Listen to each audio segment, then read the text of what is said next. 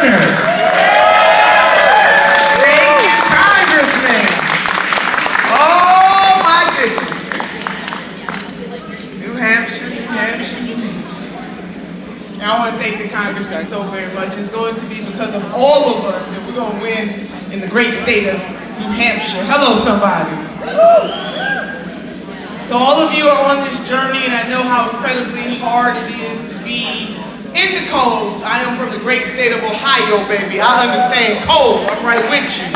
But we are going to do this thing because we are feeling the burn. Is that right? Woo! Can you do something for me? When I say feel, you say burn, feel. Burn. Feel. Burn. Feel. Burn. Feel. Burn. Feel. Feel. Okay, we're going to do this one more time, New Hampshire. Come on. When I say feel, you say burn, feel, burn, feel, burn, feel, burn, feel, burn, feel, feel. All right, New Hampshire, y'all all right with me? So listen, I know the Congressman was laying out. I'm going to say this to you at Turner Talk. Only all that we love is on the line. That's all, nothing too big. That's it, just that, all that we love. And so in terms of who is best positioned, who has the interest of the workaday people at heart in this country from all walks of life? Who has been, in the words of Dr. Cornel West, the long distance runner for justice? His name is Bernard Sanders. Come on, somebody. He's the senator from the great state of Vermont by way of Brooklyn. Brooklyn in the house. So we need a leader, especially at this day and age, who is very clear about whose side he's on. We know that with Senator Bernard Sanders, there will be no equivocation with the billionaire corporate class. Whose side is he on? He is on the side of the millions of people in this country who are either uninsured or underinsured. Whose side is he on? He is on the side of the working class people of this nation who need to be able to look into the eyes of their babies and say to them, it doesn't matter how much money I make or do not make. If you want to go to college or if you want to go to trade school, baby, you can go to college and you can go to trade school. Whose side is he on? He understands that the biggest existential threat to this country, he said it on a debate stage in 2016 when he was asked the question. He didn't equivocate. He said climate change. Whose side is he on? He's on the side of the people of the great state of New Hampshire, Ohio, California, South Carolina, North Carolina, you name it, on and on and on and on. Because New Hampshire, you know what I know, which is when he takes the oath of office, he won't sell you out. He has taken $0 from billionaires. Hello, somebody. $0 from billionaires. He has raised millions of dollars because of people like you all over this country, so that when he takes the oath of office, his only special interest is you and you and you and you and you. That's it. That's all. And I know that our great senator is 78 years old, but baby, when he is elected, we're gonna make him 46. Come on, New Hampshire. Come on, baby, New Hampshire. We're gonna make him 46, baby. We're gonna do this. So we got folks that have fundraisers and wine caves with Swarovski crystals. Where ain't no black folks and brown folks sitting around the table. Hello, somebody. We got a billionaire that's just trying to flat out buy the seat. Said he didn't have to go into Iowa, New Hampshire, he's just gonna pass these states by and buy his way into office. And we got other folks who take money from those folks knowing good and well that we need true campaign finance reform in the United States of America. More money should not give you more voice. More money should not give you more access. And God knows you should not be able to buy a seat. Hello, somebody. So you don't have to worry about Senator Bernard Sanders. Now there's a scripture in the Christian tradition, New Hampshire, y'all know I'm a preacher's kid, that says that you will know the tree by the fruit that it bears. And Senator Bernard Sanders has been bearing really good fruit on behalf of the people of this nation for a very long time. And even when in moments where it seems like he is standing alone, he has continued to stand up for what is just, for what is right, and for what is good. So in 2020, we need to ask ourselves, in New Hampshire, I know there are independent voters up in this state. Ask yourself, whose side? Ask the candidates, whose side are they on? And are they willing to give up something? You know, President FDR went through the same conundrum that our senator is going through. Hello, somebody. I'm about to walk you down memory lane, if I may. And President FDR went against the elites of his time in the 1930s. And they all mounted up against him. And you know what the president said at that time? He said, I welcome your hatred. Hello, somebody.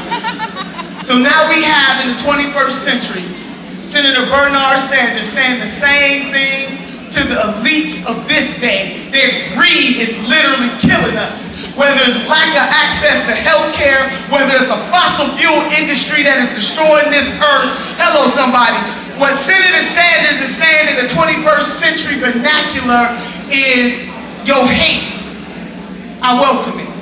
And you know what I'm going to do? I'm going to list you all up on my website.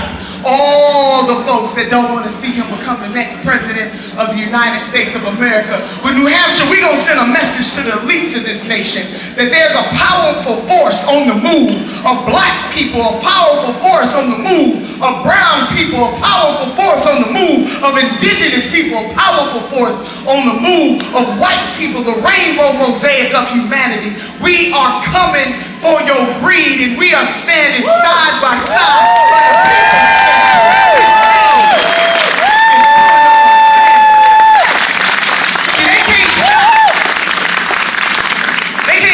People-powered movement. They can't stop us. A conscious-minded, multicultural, multi-ethnic, multiracial, and baby multi-generational movement of conscious-minded people. We coming for your greed. And to the working day people of this nation, let me just say to you, you deserve to have nice things. You deserve to live a good life.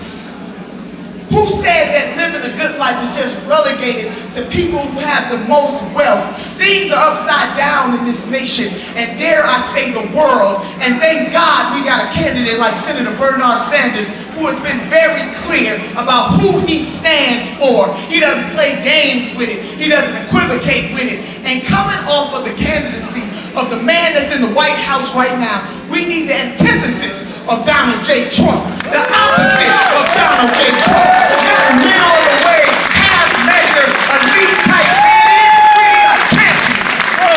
And that champion, baby, is Senator Sanders. So let me close, sisters and brothers, with this. And I'm going to be here all the way through Tuesday, baby, burning through New Hampshire. Black girl magic is real, baby, and I got it. Let me say this to you. You know, I've been feeling a lot of folks, you know that we are in Black History Month. Come on, New Hampshire, give it up. Black History Month. Say something to me. Now, Black history is America's history. It's 365, but we do take the month of February to recognize that it is Black History Month. On this day, we reflect on the death of Sandra Bland for a minute. And as I think about all of my sheroes and heroes who sacrificed so much, that the African-American struggle in this nation has been one of liberty. And that liberty and justice for all, liberation struggle of black folks in this country, and we still are dealing with that today. One of the reasons why we need conscious-minded people on the move, because we need allies all across this country who are going to stand up against bigotry and racism and hate and white supremacy. Hello, somebody. You got a role to play. You got a role to play. I had to pause for that personal moment. So let me just say this. Helen Keller, I've been feeling Sister Helen Keller. I didn't realize how radical Sister Keller was. But she said these words, and I want you to take these words with you. Alone, we can do very little. Together, we can do so much. All right. This is us together.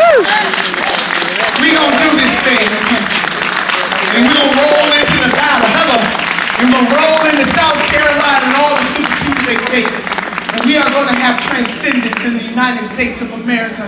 And when history is written, you are a part of that history. You didn't just sit back and relax, but you got into the fight. Mad as hell and got into the fight.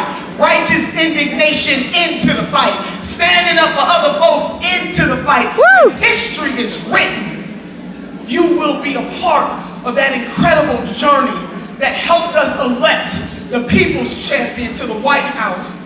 And that champion is Senator Bernard Sanders. He cannot do it alone. That's why he talks about not me, us, and he means that all through his core. He understands that Wall Street is not just going to roll over and say, you know what, Bernard Sanders, you were right. We are greedy as hell. The pharmaceutical industry is not going to say, you know what, Mr. President, you were right. We are ripping off the people in this nation. The fossil fuel industry is not going to say, you know what, Mr. President, you were right.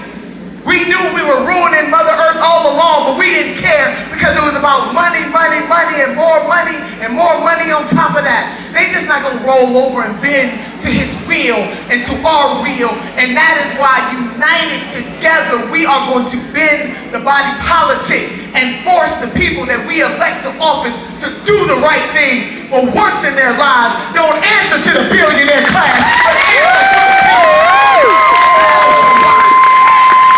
What we are going to do. We are going to do. And our conduit, our champion is Senator Bernard Sanders. New Hampshire, I want for your family what I want for my family. I want for your community what I want for my community. I want for your state what I want for my state. And I want for our country, for other people in the world, those same things. That is the creed by which we must live by and stand up for, that we want for others what we want for ourselves. And it is time out in the 21st century. Maybe 5 years ago, 10 years ago, 20 years ago, people didn't understand. But now we have no excuse to understand that we are at a turning point in this nation and we cannot continue to do things the same old way that they've been done. That somebody has to stand up and call it out and be willing to put a lot on the line to be the change that they want to see in this world. I'm quoting Brother Mahatma Gandhi. Do we want to be the change that we want to see in this world? So the elites may make us feel as though we cannot do this. You know, on national TV today, they were talking about class warfare and don't start class warfare. Hell, class warfare has been started generations ago. And as the senator said, it's time that the working class win the war.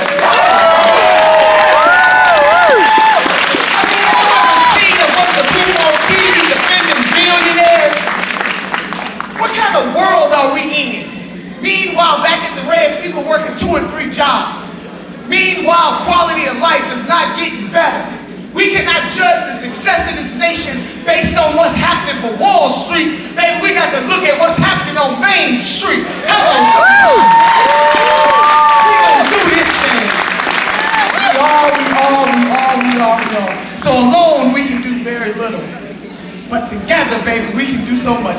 And thinking about together, I bring to you one of my colleagues in the struggle, the man who stands up and tells the truth, the whole truth, and nothing but the truth, who shakes it up everywhere that he goes, from his documentaries to being on TV, making it play. I bring to you my dear colleague and friend, Michael Moore.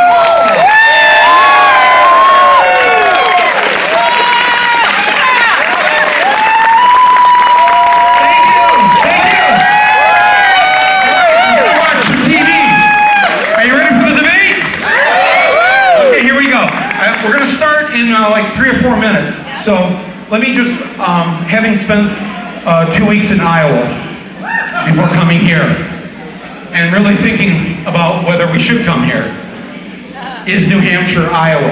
No! You know, now, Iowa, Bernie won Iowa. You're going to see that we already know he won the popular vote. The only democracy on earth that has to qualify the vote with the word popular. Because you can't explain this. There's a lot of foreign press here tonight. They don't understand how if you win the vote, why are you not the winner? We have the loser in the White House. Right. We let that happen 20 years ago with Al Gore. Same thing happened. We didn't do anything. Right. If we are depending on the old guard of the Democratic Party to win this for us, we are doomed. We will not win. We have to, we the people, everybody here in New Hampshire and the other 49 states and the territories who are voting, everybody has got to get up right now and get busy, because this will not happen on its own. Do not let, on Tuesday, what happened here, what happened in Iowa. Now, I'm not just talking about the crazy app and the other shenanigans that was going on. I'm talking about that we have to get people out to vote. And we do not have time to try and have arguments with Trump voters. Right. If they're still for Trump after 3 years, God bless them. As Nancy would say a prayer. But move on, because the largest political party in this country is the non-voter party. Right. 110 million Americans do not vote on a regular basis. That's the largest party. All we need are a couple million of them. Can we do that? Can you do that in New Hampshire? Each of us knows somebody that doesn't vote. And they're good people. They're not apathetic. Pictures I get. They just have had it. The tank is leaving. And how often do we hear when you're knocking on doors or whatever, I'm not interested in politics. I'm not interested anymore. Well, and I always say to them, well, you know what? I get it. I know this feeling. But politics is very interested in you. It's very interested in taking your money and giving it to war. It's very interested in not taking any money from the rich. It's very interested in every aspect of your life, whether it's the government's hands on your bodies, whether it's what they plan to do with your children. The government is very, very interested in politics, is very interested in you. To say that you are not interested in politics is to wave the white flag and surrender and let them screw you for the rest of your lives.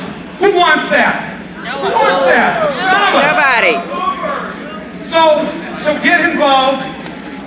How much time do we have? Oh, 1 minute. All right, I want to just point out one great fact. So many things about Bernie that are never reported. Here's the great fact of the week.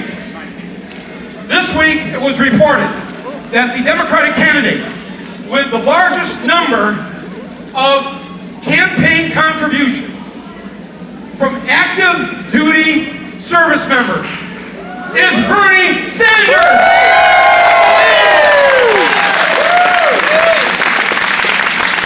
Our young people who are in the military know the truth. They know what they were sent off to do, and it had nothing to do with protecting us. It had to do with oil, it had to do with lies, it had to do with a whole bunch of things that have nothing to do with protecting the United States of America. They know it, and that's why they have put their money where their hearts are, and that's for Bernie Sanders.